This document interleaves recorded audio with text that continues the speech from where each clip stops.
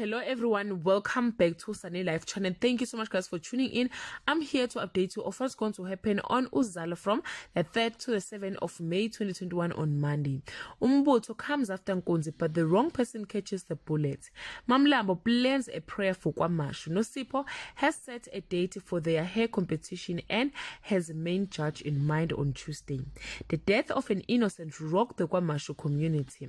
Zeketelo prepares to leave Kwamashu SGC and Toby take over the Kwanjomane hair salon on Wednesday. Zeketelo is in for the shock of her life. Sbu and Jeza have a problem with Nkunzi's new terms of engagement.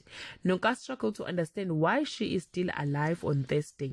Mamlambo and Zeketelo have a fallout. Nonka accuses Nosipho of trying to replace them with GC and Tobile on Friday.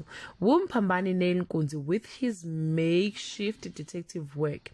Can Zeketelo overcome the devastation and embarrassment of her scam, and will Nonka be okay as she lays her beloved Pelelane to rest?